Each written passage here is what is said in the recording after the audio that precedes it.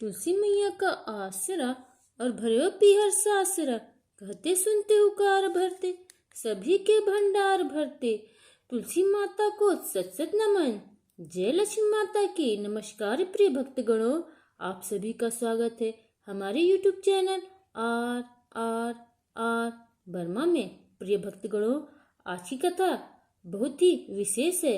हम आज तुलसी माता की कथा श्रवण करेंगे। हमारे पुराणों में साफ तौर पर लिखा गया है कि कथा सुनने से अखंड सौभाग्य की प्राप्ति होती है, व्यक्ति धन्य धान से संपन्न हो जाता है, विद्या की प्राप्ति होती है, दरिद्रता दूर होती है, शत्रुओं का नाश होता है, व्यापार में वृद्धि होती है, रोग दोष दूर हो जाते हैं, घर में खुशहाली आती है। ऐसी में कथा सुनी जाए, कही जाए तो महाफलदायी होती है। समस्त देवी देवताओं का आशीर्वाद, व्यक्ति का जीवन सुखमय हो जाता है। प्रिय भक्तगणों, कथा को अंत तक सुनिएगा, बीच में छोड़कर कथा का निरादर ना करें। अगर आप शिव भक्त हैं तो माता सती के पिता का नाम कमेंट में जरूर बताएं। इससे पहले कि हम कथा को शुरू करें, अगर आपने हमारे channel R R R Verma को सब्सक्राइब नहीं किया तो कृपया सब्सक्राइब करें, बेल बटन अवश्य दबाएं, लाइक करें, शेयर करें।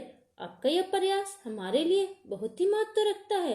तो चलिए आइए सुनाते हैं तुलसी माता की कथा। तुलसी से जुड़ी एक कथा बहुत प्रचलित है। श्रीमद् देवी भागवत पुराण में इनके अवतरण की दिव्य लीला कथा भी बनाई गई है।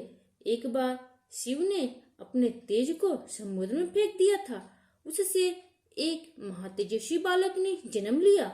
यह बालक आगे चलकर जलंधर के नाम से प्रकर्मी दैत्य राजा बना। इसकी राजधानी का नाम जलंधर नगरी था। दैत्यराज कालनेमी की कन्या वृंदा का विवाह जलंधर से हुआ।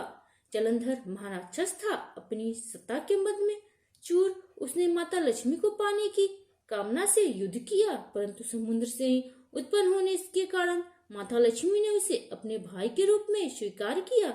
वहां से पराजित होकर वह देवी पार्वती को पाने की लालसा से कैलाश पर्वत पर गया। भगवान देवाधिदेव शिव का ही रूप धर कर माता पार्वती के समीप गया, परंतु माँ ने अपने योग बल से उसे तुरंत पहचान लिया तथा वहां से अंतर्ध्यान हो गई।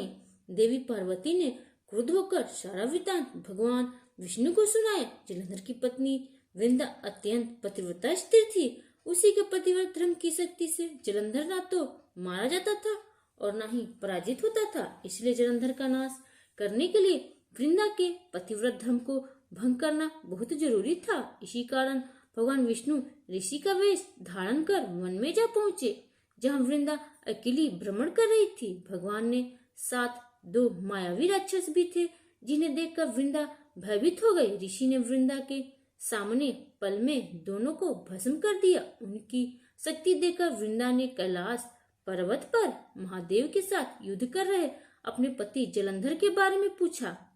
ऋषि ने अपने माया जाल से दो वानर प्रकट किए। एक वानर के हाथ में जलंधर का सिर था तथा दूसरे के हाथ में धड़। अपने पति की यह दशा देख वृंदा मूर्छित होकर गिर पड़ी।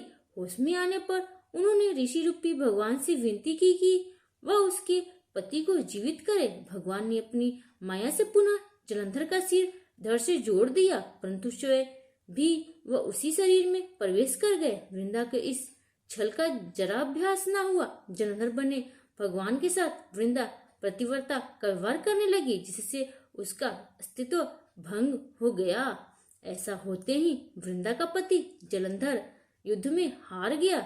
इस सारी लीला का जब वृंदा को पता चला तो उसने क्रुद्ध होकर भगवान विष्णु को शीला होने का श्राप दे दिया तथा स्वयं सती हो गई। जहाँ वृंदा भस्म हुई वहां तुलसी का पौधा होगा। भगवान विष्णु ने वृंदा से कहा, हे वृंदा, तुम अपने अस्तित्व के कारण मुझे लक्ष्मी से भी अधिक प्रिय हो गई हो।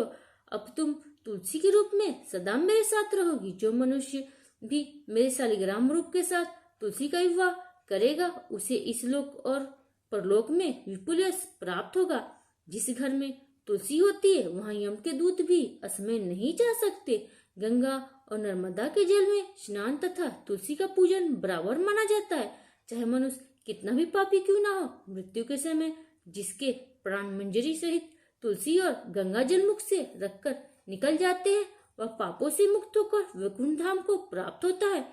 जो मनुष्य तुलसी और आंवले की छाया में अपने पितरों का श्राद्ध करता है, उसके पितर मोक्ष को प्राप्त हो जाते हैं। उसी दिन जलंधर की यह भूमि जलंधर नाम से विख्यात है। सती विंदा का मंदिर मोहल्ला कोट किसिंचन में स्थित है।